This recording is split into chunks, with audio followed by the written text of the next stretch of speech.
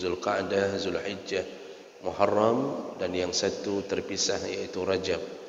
4 bulan ini disebut bulan haram karena Allah haramkan untuk melakukan peperangan di dalamnya. Ibnu Abbas berkata, siapapun yang melakukan amal saleh di dalamnya, maka Allah akan lipatkan amal salehnya melebihi ukuran biasa. Apa kata Rasulullah? Bersiap-siaplah duduk atau ditempatkan di dalam neraka. Maka para penceramah, kalau modelnya model begitu, yang penceramahnya dalam neraka. Sering itu. Kita itu kadang-kadang sering mendengar ceramah dengan hadis-hadis palsu. Masyarakat tertipu dengan hadis palsu. Sekitar 200 kakak. Waktu kita hitung, yang kurban 30 kakak, 20 kakak. Padahal banyak tu yang tinggal. Ya, banyak yang tinggal, tapi enggak ada kurbannya. Tapi kalau untuk ban mobil, cukup cepat Pak. Untuk ganti HP, oh cukup cepat. Gorden hari raya Idul Adha, itu diganti setiap kali hari raya Pak. Idul Fitri baru ganti. Idul Adha ganti lagi itu gorden. Assalamualaikum warahmatullahi wabarakatuh. Banyak sekali pertanyaan jamaah, Ustadz kasih kami channel untuk kajian anak-anak muda. Di antara anak muda berasal dari Aceh, luar biasa. Channelnya Maulizul Akbar Nak. Tonton, subscribe, like, share, komen. Assalamualaikum warahmatullahi wabarakatuh.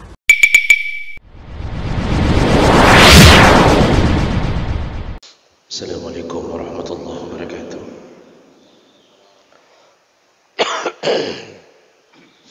Alhamdulillahirabbil alamin. Wa bi ni'matihi tatimmu shalihin. Asyhadu an la ilaha illallah wahdahu la syarika lahu. Wa asyhadu anna Muhammadan 'abduhu wa rasuluhul karim. Allahumma salli wa sallim ala nabiyyina al-Mustafa Muhammadin wa ala alihi wa ashabihi ajma'in. Amma ba'd. Rabbi shrah li sadri wa yassir li amri wahlul 'uqdatam min lisani yafqahu qawli. Segala puji bagi Allah, kemudian salawat dan salam pada Rasulullah, pada keluarga dan seluruh sahabat-sahabatnya. Bapak Ibu jamaah salat subuh yang Allah muliakan, insyaallah, mengingat bahawa dalam hitungan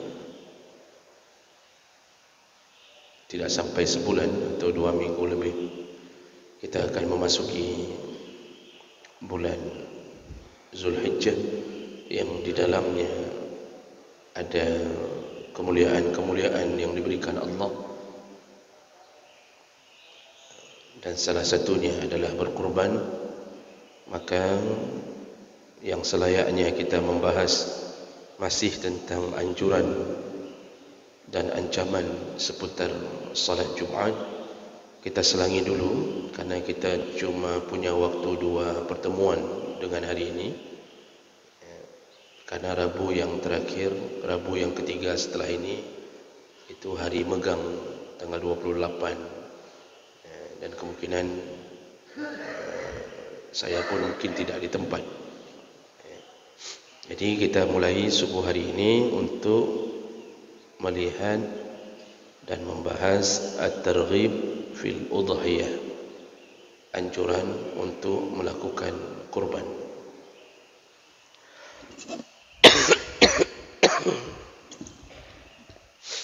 Sebelum itu perlu kita ketahui bahawa di bulan Zulhijjah itu bukan hanya kurban yang dianjurkan. Mulai dari 1 Zulhijjah itu kemuliaan ditingkatkan oleh Allah, dilebihkan oleh Allah. Rasulullah sallallahu alaihi wasallam menyebutkan syahrani la yanqusani, ada 2 bulan yang tidak berkurang pahalanya. Artinya 2 bulan ini hampir sama derajat pahalanya, sama-sama besar. sama-sama mulia di sisi Allah. Syahra Aidin, kedua-dua bulan ini ada hari raya di dalamnya, kata Rasulullah. Yang pertama yaitu Ramadan, dan yang kedua Zulhijjah. Jadi kedua bulan ini dua-duanya ada hari raya di dalamnya. Ramadan ada Idul Fitri, dan Zulhijjah ada Idul Adha. Jadi Nabi mengatakan kedua bulan ini sama besar kedudukannya di sisi Allah. Artinya sama-sama dipenuhi dengan kasih sayang Allah dan pahala. Maka oleh karena itu kita perlu tahu dulu bahawa sebelum datangnya hari untuk berkurban itu sudah dimulai dari 1 Zulhijjah. Amal-amal saleh itu disuruh tingkatkan oleh Allah dan dikali lipatkan pahalanya melebihi bulan-bulan selain Zulhijjah dan Ramadan. Zulhijjah ini termasuk salah satu bulan haram. Ada 4 bulan haram, yang 3 berdampingan, yaitu Zulqa'dah, Zulhijjah, Muharram, dan yang 1 terpisah yaitu Rajab. 4 bulan ini disebut bulan haram karena Allah haramkan untuk melakukan peperangan di dalamnya. Ibnu Abbas berkata, siapapun yang melakukan amal saleh di dalamnya, maka Allah kali lipatkan amal salehnya melebihi ukuran biasa. Dan barang siapa yang melakukan kejahatan, maksiat di dalam 4 bulan haram ini, maka dosanya dikali lipatkan lebih daripada normal biasanya. Jadi jemaah melakukan Allah, amal saleh itu mulai bergulir dari 1 Zulhijjah. Apa yang disuruh Nabi memperbanyak amal saleh, salah satunya adalah puasa Zulhijjah. Maka sunnah hukumnya puasa Zulhijjah selama 9 hari, mulai dari 1 Zulhijjah sampai 9 Zulhijjah. Dan nanti di 9 Zulhijjah itu puncaknya puasa sunnah yang bernama Arafah. Rasulullah sallallahu alaihi wasallam disebutkan oleh Aisyah radhiyallahu anha, kana Rasulullah yasumu 9 Zulhijjah. Rasulullah itu puasa 9 hari di bulan Zulhijjah. Jadi dari 1 Zulhijjah sudah puasa sunnah Zulhijjah. Dan ini berhubungan dengan hadis ini, juga berhubungan dengan hadis-hadis keutamaan Zulhijjah, memperbanyak amal saleh dari 1 Zulhijjah. Nanti hari ke-9 berniatlah puasa Arafah. Rasulullah sallallahu alaihi wasallam mengatakan, man sama Yauma Arafah, barang siapa yang berpuasa di hari Arafah, itu maksudnya hari ke-9, fakana lahu, lupa saya sambungannya ini Bapak, maka dia mendapatkan, itu maksudnya as-sanah qablah wa sanah ba'dah, maka Allah ampunkan dosa-dosanya setahun sebelum dan setahun sesudah. Jadi barang siapa yang puasa 1 hari di hari Arafah, diampunkan setahun sebelum dan setahun sesudah. Maksudnya 1 hari aja puasa di hari Arafah, dosa-dosanya berguguran selama 2 tahun. Itu maksudnya. Itu ditambah lagi dari hari 1 Zulhijjah. Dan insyaAllah kalau tidak ada perbezaan cara menghitung dan pandangan, kita masuk 1 Zulhijjah tanggal 20 ini. Ini hari ini tanggal berapa? 13. 4 14. Berarti sekitar 6 hari lagi. Dengan 6 hari lagi itu kita masuk 1 Zulhijjah. Bersiap-siaplah menyambut Zulhijjah dengan amal saleh.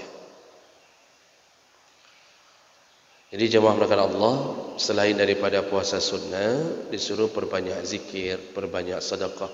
Kalau bisa begitu masuk Zulhijjah, itu sedekah dari hari pertama. Atur saja, hari pertama 100.000, hari kedua 100.000, sampai 9 hari.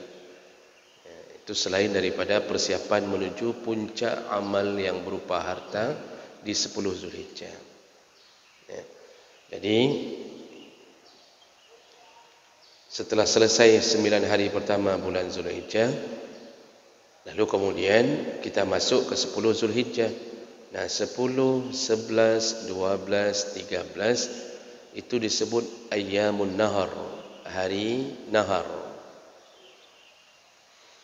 Kenapa disebut hari nahar? Nahrun itu leher unta, tempat meletakkan kalung atau tali di leher unta disebut nahrun.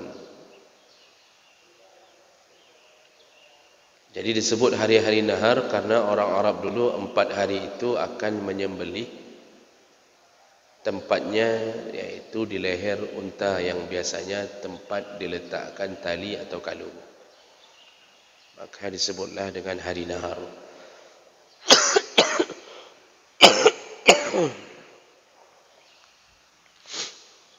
Jadi 10 Zulhijjah itu hari raya Idul Adha. 11, 12, 13 disebut hari tasyrik. Tadi keempat-empat hari itu disebut hari nahar, hari menyembelih. Nah, pemisahannya 10 Zulhijjah hari pertama menyembelih. 10, 11, 12, 13 itu disebut hari tasyrik. Kenapa disebut hari tasyrik? Itu berasal dari kata syarraqa, yusyarriqu tasyriq, artinya menjemur. Mengikuti kebiasaan orang-orang Arab dulu, bahawa setelah mereka menyembelih di hari pertama, lalu mereka menjemur-jemur daging hasil sembelihan itu untuk bisa disimpan lama. Jadi caranya dengan dijemur. Karena dulu tidak ada kulkas, maka orang menjemurnya. Lalu mereka akan memakannya sedikit-sedikit. Maka disebutlah hari tasyriq. Sekarang sudah ada kulkas. Jadi jangan dianggap itu perbuatan sunnah sehingga bapak ibu menjemur kambing di luar rumah selama 3 hari itu. Nah, 4 hari itu adalah hari menyembelih. Oleh karena itu, kita bersambung lagi, sudah memuliakan 9 hari pertama, lalu kemudian kita melakukan salat Idul Adha, mendengarkan khutbah, lalu kita sambung dengan wanhar, fasalli lirabbika wanhar. Salatlah, lalu kemudian sembelihlah. Makanya hari yang paling utama untuk menyembelih adalah hari pertama. Hari yang paling utama untuk menyembelih adalah hari pertama. Karena Nabi juga melakukan itu. Setelah itu Allah pun mengisyaratkan fasalli li rabbika wanhar, salatlah engkau untuk Tuhanmu, kemudian sembelihlah.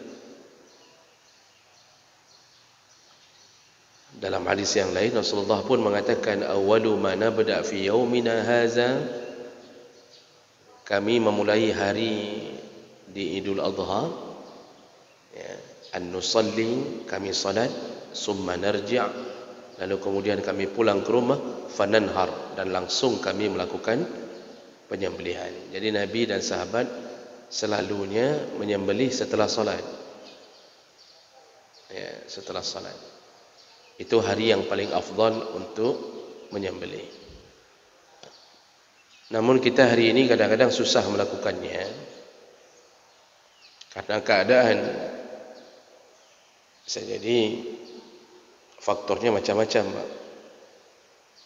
selesai salat jam 9. Itu kalau khatibnya sehat. Kalau khatib tidak sehat bisa selesai sampai jam 10. Kata khatib, 3 ke sekali-sekali saya diberi kesempatan bicara di masjid ini, megahambur untuk 2 jam, khutbah sampai 2 jam.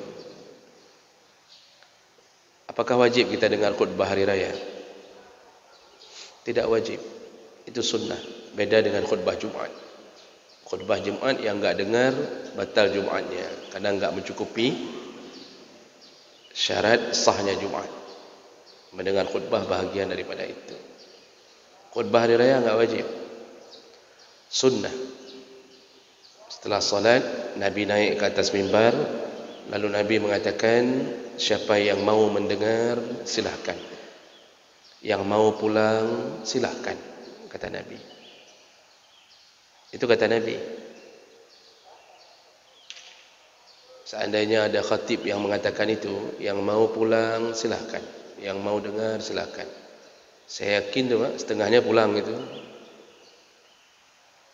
Jadi enggak wajib, namun sunnah dapat pahala mendengarkan khutbah. Jadi kalau khutbah udah lama-lama sekali, boleh enggak kita langsung cabut?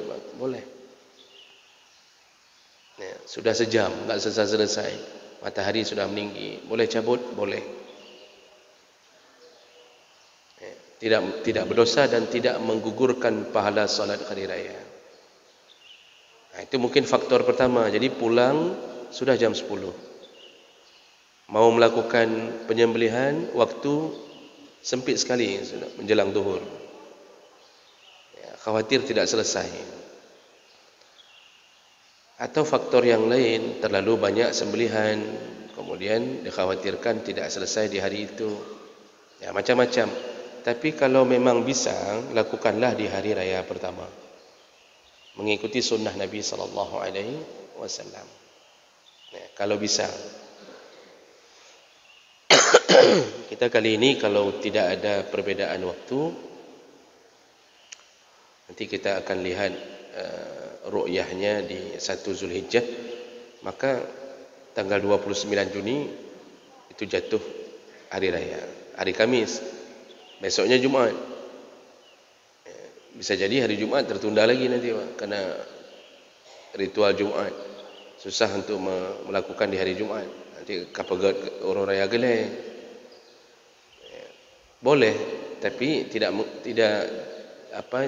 dapat pahala afdalnya hari itu saja. Sedangkan kurbannya tidak masalah. Karena semua hari itu memang hari nyembelih sampai hari tasyrik.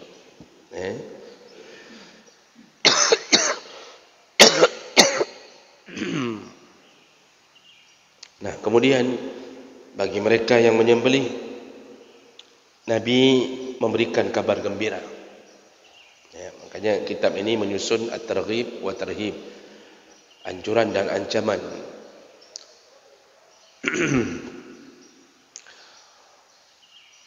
Bagi mereka yang menyembelih,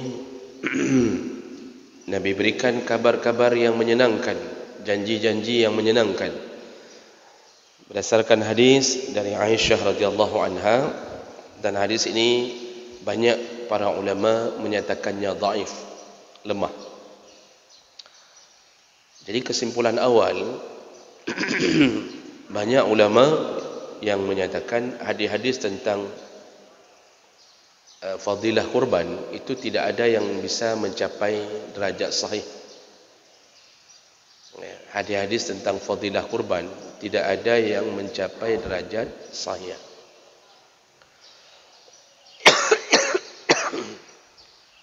Rata-rata dhaif. Namun kenapa kita baca, lalu kenapa dicantumkan dalam kitab-kitab? Dalam kitab-kitab fikih pun Pak, waktu bicara tentang kemuliaan berkurban dicantumkan juga. Nah, ini yang perlu dipelajari dan difahami. Hadis yang dhaif itu dalam timbangan para ulama tidak boleh dijadikan hujjah dalam fikih. Jadi dalam menguatkan hukum itu tidak boleh pakai hadis dhaif. Kalau bicaranya masalah fikih, iaitu masalah hukum syariat, apakah ini wajib, haram, maka menghindari dari hadis dhaif. Tapi hadis dhaif juga disepakati dibolehkan untuk digunakan, diamalkan atau dibahas pada perkara-perkara yang sifatnya fadilah amal atau fadail al-amal. Dibolehkan. Jadi hanya bicara masalah fadilah, keutamaan-keutamaan, maka hadis dhaif itu dibolehkan untuk dipakai. Jadi kita berhujah dengan hadis dhaif pada fadilah pun boleh. Tapi khusus pada fadilah. Jadi misalnya ada orang yang menyatakan hadis dhaif, barang siapa yang melakukan ini, maka setiap debu dari tapak kakinya akan mengeluarkan 70,000 malaikat. Lalu setiap dari satu malaikat akan bertasbih 70,000 kali. Seandainya itu dhaif, tapi dia bicaranya dalam kondisi memberi semangat untuk orang beramal, bukan bicara tentang hukum halal, haram, wajib, sunnah dan segala itu, dibolehkan. Sepakat para ulama membolehkan. Jadi kalau masih kategorinya lemah, masih boleh dalam fadilah amal. Hadis yang sudah tidak boleh dipakai pada fikih dan fadilah amal kalau kategorinya masuk kategori dhaif jiddan, lemah sekali, sangat lemah, dari matan lemah, dari sanadnya pun lemah sekali, atau langsung masuk kategori hadis maudhu', palsu, mungkar, batil. Itu kita harus menjelaskannya. Nyo hadis palsu. Makanya orang itu kalau ceramah, enggak boleh dia pakai hadis palsu untuk membuat masyarakat percaya pada sesuatu. Maka dia telah berdusta di atas nama Nabi sallallahu alaihi wasallam. Kalau hadis dhaif masih boleh selama untuk meningkatkan semangat beramal, itu fadilah amal. Tapi kalau bisa dia sebutkan ini dhaif. Tapi kalau hadis palsu, jangan coba-coba berdakwah dengan hadis palsu, karena Nabi pernah mengatakan, man kazzaba alayya muta'ammidan falyatabawwa maq'adahu minan nar. Barang siapa yang berbohong di atas namaku, dia bohong, dia bilang qala Rasulullah, padahal Rasulullah enggak pernah bilang itu. Lebih bohong lagi waktu dia mencantumkan nama Bukhari Muslim. Ini hadis Bukhari, padahal hadis palsu. Apa kata Rasulullah? Bersiap-siaplah duduk atau ditempatkan di dalam neraka. Maka para penceramah kalau modelnya model begitu, yang penceramahnya dalam neraka. Sering itu. Kita itu kadang-kadang sering mendengar ceramah dengan hadis-hadis palsu. Masyarakat tertipu dengan hadis palsu. Di urung ceramah, tapi yang penting nah hadis. Orang ceramah yang penting nah hadis. Entah apa-apa dihambur. Makanya banyak orang awam itu tidak menyadari bahawa mereka ditipu oleh para penceramah yang tidak berilmu. Getanya panitia pita undang urang hana ilmu, yang sudah sering bicara dengan hadis palsu. Maka hindari masjid mengundang orang-orang yang sering bicara dengan hadis palsu, karena bisa menipu orang-orang awam, dan itu dosa besar. Itu penyakit orang-orang yang tidak peduli dengan keadaan itu. Nah, hadis yang kita bacakan ini sebahagian besar para ulama menyebutkan masuk dalam kategori dhaif. Tapi maknanya benar. Jadi dhaif itu enggak mesti maknanya salah. Dhaif itu bisa ditinjau dari sanad. Mata rantai hadis an.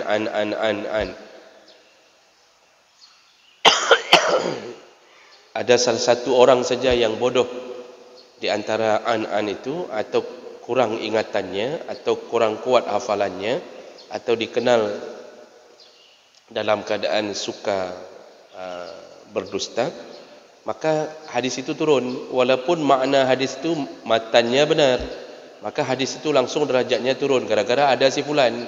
Bukan bermakna seluruh kalimat dalam hadis itu salah. Gara-gara ada si fulan maka hadis itu turun derajatnya. Itu juga harus dipahami. Jadi orang mengira begini, kalau enggak pernah belajar hadis, orang mengira atuhanan hadis dhaif, dipikirnya isi-isinya salah. Isinya belum tentu salah. Cuma gara-gara ada si fulan, ditakutkan di mulut si fulan terseleweng kalimat itu. Nabi sampaikannya begini. Misal contoh, ada seorang menyampaikan, seperti sering saya berikan contoh, ular melingkar di pagar Pak Umar. Gara-gara ada si bodoh itu berubah menjadi Umar melingkar di pagar Pak Ular. Itu makanya berubah jadi dhaif gara-gara ada orang yang kurang kuat ingatannya. Itu contoh. Tapi bisa jadi maknanya tidak berubah. Ya, makanya ini salah satu hadis, kita bacakan satu saja karena waktu kita. An Aisyah radhiyallahu anha anna Rasulullah sallallahu alaihi wasallam qala ma amila adamiyun min amalin yawman nahri ahabbu ila Allah min ihraqid dam. Tidak ada amalan yang dikerjakan oleh anak Adam selama yauman nahri, selama hari-hari nahar, yang lebih dicintai Allah kecuali menumpahkan darah. Itu maksudnya adalah berkurban. Apa maksud Nabi di sini? Ketika datangnya hari nahar, yaitu 4 hari, 10, 11, 12, 13,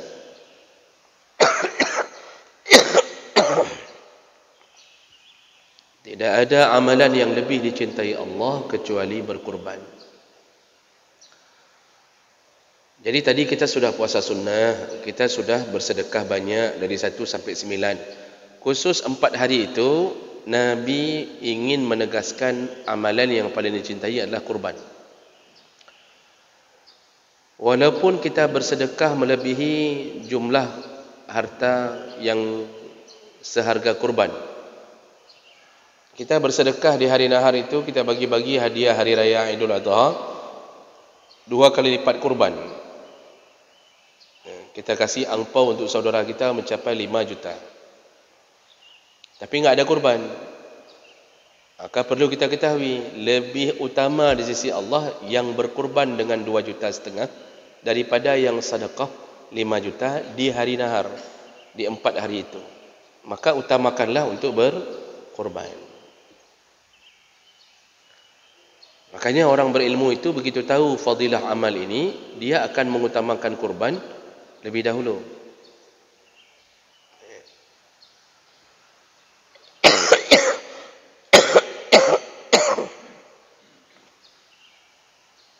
Maka Bapak Ibu yang Allah muliakan,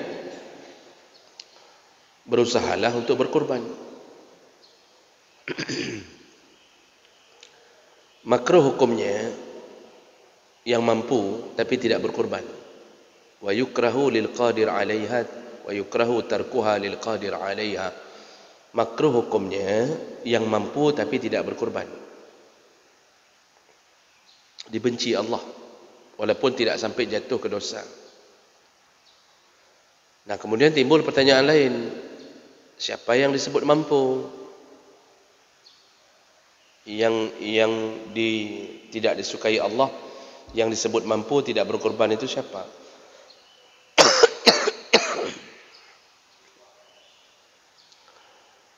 Menurut jumhur ulama, hukum berkorban itu sunnah muakkad. Menurut mazhab Hanafi wajib.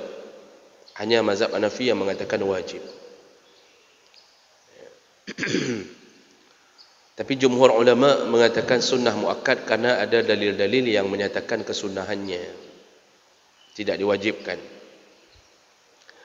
Abu Bakar dan Umar pernah tidak berkorban 1 tahun untuk menunjukkan bahawa korban itu tidak wajib. Kalau wajib pasti mereka tidak akan meninggalkan korban. Dan kemudian bagi yang punya harta sangat kuat untuk disunnah-ainkan berkurban, sunnah ain. Jadi mazhab Syafi'i mengatakan setiap orang minimal seumur hidup sekali kurban, minimal seumur hidup sekali, itu minimal.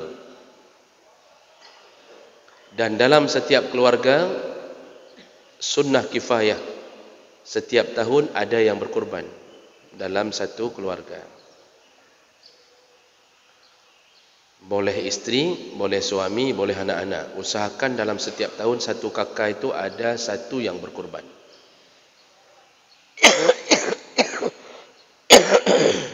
Itu disebut dengan sunnah kifayah dalam mazhab Syafi'i. Jadi jangan sampai setiap tahun enggak ada satu pun dari satu kakak. Tidak ada satu pun dari satu kakak yang berkorban. Usahakan setiap tahun ada. Dan itu berdasarkan dalil hadis Nabi yang menyatakan ya ayyuhan nas ala kulli ahli baitin fi kulli amin udhiyah. Wahai manusia, kata Nabi, hendaknya dalam satu keluarga setiap tahun ada yang berkorban. Itu nasihat Nabi, setiap tahun dalam satu keluarga ada yang berkorban. Itu dalil yang dipegang oleh mazhab Syafi'i yang menyatakan setiap tahun satu keluarga itu ada yang korban. Jadi kalau bukan suami, isteri. Tapi kalau isteri bukan orang yang mencari nafkah, maka suami berjuanglah untuk kurban.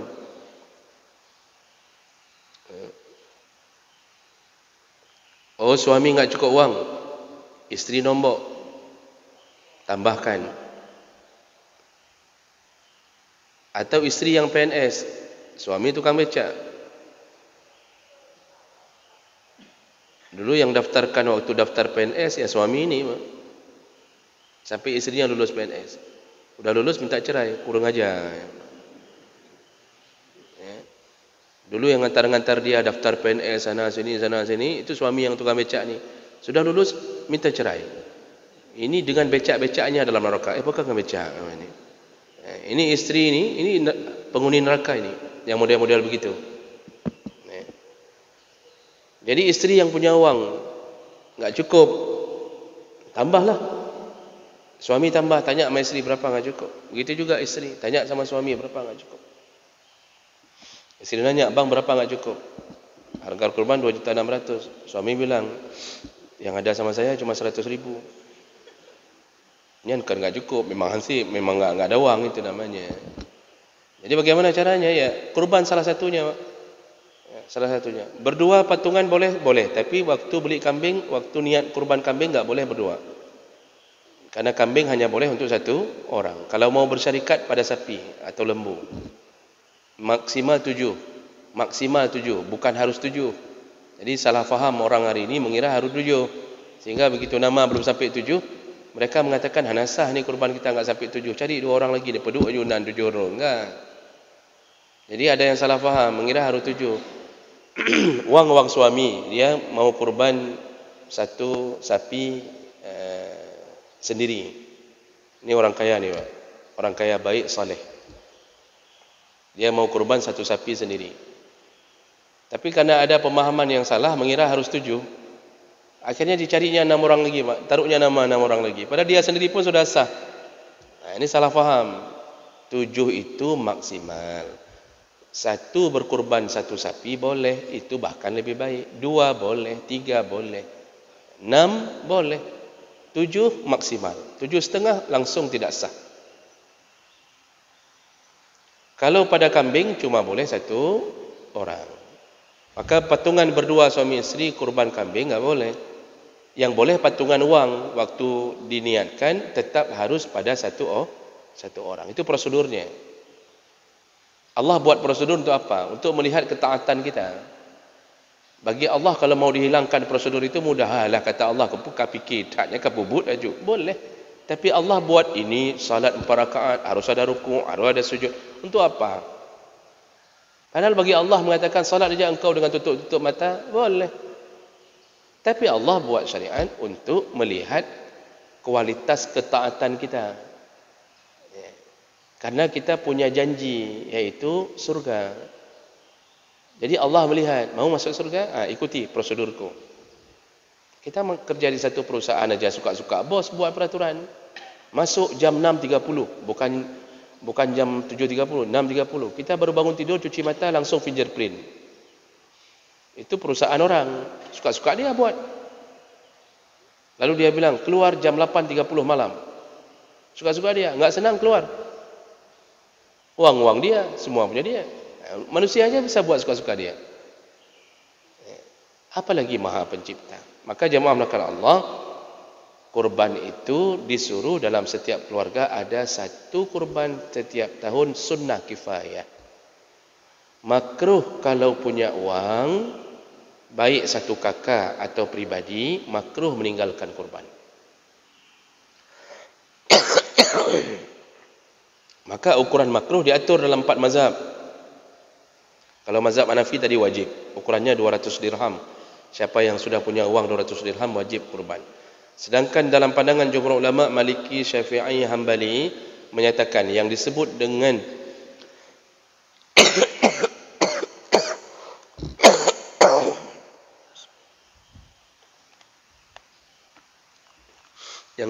mampu dalam berkorban mereka yang telah memiliki yamliku samanaha.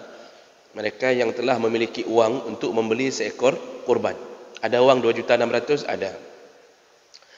Zaidan an hajatihi wa hajatin man ya'uluhu, dan masih punya sisa harta untuk menanggung nafkah dia dan keluarganya untuk bisa hidup di hari Idul Adha wa ayyamut tasyriq, dan hari tasyriq. Begitu ditegaskan dalam mazhab Syafi'i. Masih ada sisa setelah beli kambing, setelah persiapkan untuk kambing 2.600.000, masih ada sisa, bisa hidup sampai hari tasyrik terakhir. Jadi bukan bisa hidup tahun itu dan bukan bisa hidup bulan itu, tapi bisa hidup sampai hari tasyrik terakhir. Misal kita di ATM ada 4 juta Pak, untuk kambing 2.600.000. Berarti sisa berapa? 1.700.000. Mana ada 1.400.000 lah Pak. Bapak jangan angguk-angguk saja. Berarti sisa 1.400.000. 1.400.000 masih bisa hidup sampai hari tasyrik terakhir, raya keput. Kalau masih bisa hidup, maka dia sudah kategori mampu.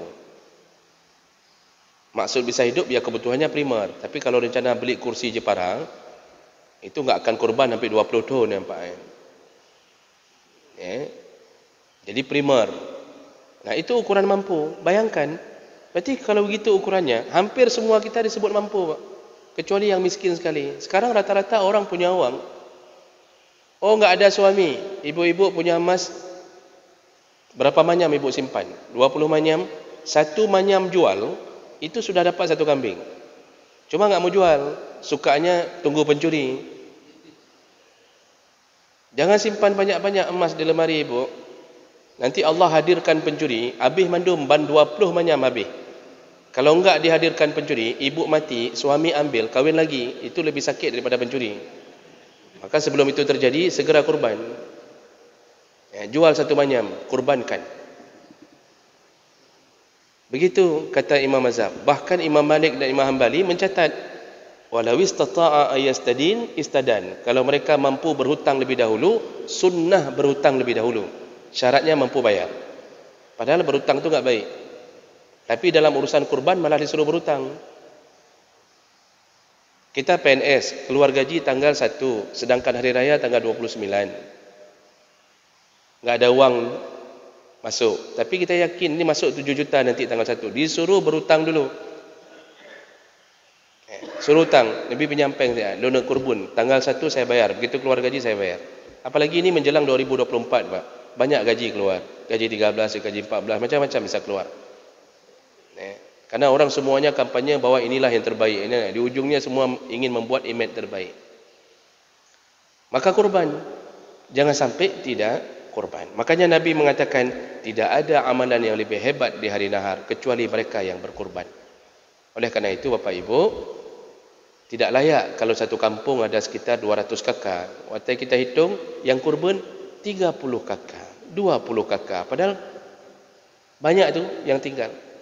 Ya, banyak yang tinggal, tapi enggak ada kurbannya. Tapi kalau untuk ban mobil, cukup cepat Pak. Untuk ganti HP, oh cukup cepat. Gorden hari raya Idul Adha, itu diganti setiap kali hari raya Pak. Idul Fitri baru ganti. Idul Adha ganti lagi itu gorden. Ya. Ganti lagi gorden. Harga gorden itu sampai 2,5 juta sanggup, satu rumah sanggup Pak. Kuih, itu ganti lagi. Padahal masih ada kuih Idul Fitri. Mau pakai aja kuih Idul Fitri, enggak usah ganti lagi yang lain. Oh basi bacuk, kakak basi je. Jadi Masya Allah orang enggak kurban untuk dunianya, dia lakukan apapun. Begitu hari ini orang tidak lagi merindukan surga. Pegah dulu tapi hawa surga. Tapi tidak ada rencana diberi kesempatan oleh Allah, dia enggak ambil. Baik. Saya lengkapkan 2 menit selesai hadis ini. Lalu Nabi mengatakan wa innahu la ta'ti yaumal qiyamah fi farshihi bi quruniha wa ash'ariha wa atlafiha. Semua binatang kurbanmu datang kembali di hari kiamat lengkap dengan bulu-bulunya, kuku-kukunya. Ya, lengkap semuanya, daging, lemak, tulang yang dulu kita sudah tek-tek kita pecahkan kembali sempurna datang di hari kiamat, kata Nabi. Untuk apa? Bersaksi untukmu. Bersaksi membelamu di hari kiamat. Itu kata Nabi SAW. Makanya salah satu daripada pembelaan di hari kiamat adalah amal saleh yang bernama kurban. Wa inna ad-dam la yaqa' min Allah bi makanin qabla yaqa' min al-ardi. Dan darah yang engkau sembelih dari binatang kurbanmu lebih dahulu mencapai Allah daripada jatuh ke tanah. Kan luar biasa, Pak. Kita sembelih, sunnahnya kan sembelih penyembelih menghadap kiblat. Kambing jatuhkan ke rusuk kiri, itu sunnahnya. Kasih tahu Pak sama penyembelih, waktu menyembelih, penyembelih disunnahkan menghadap ke kiblat. Jadi kalau menyembelihnya, para penyembelih kadang-kadang enggak tahu. Karena orang sembelih kadang-kadang enggak ikut pengajian. Jangankan ikut pengajian, mungkin sembahyang pihana. Suruh menghadap kiblat. Lalu binatang kurban sunnahnya jatuhkan ke rusuk kiri, ada jambihil aisar, seperti dilakukan oleh Nabi. Itu leher kan otomatis sudah nempel di tanah, Pak. Jaraknya cuma segini antara tanah dengan leher. Begitu kita sembelih, darah itu muncrat 0, sekian detik seharusnya jatuh di tanah. Apa kata Nabi? Sebelum darah itu mencapai tanah, pahala kurbanmu itu sudah mencapai di sisi Allah Subhanahu Wa Taala. Itu hebatnya orang kurban.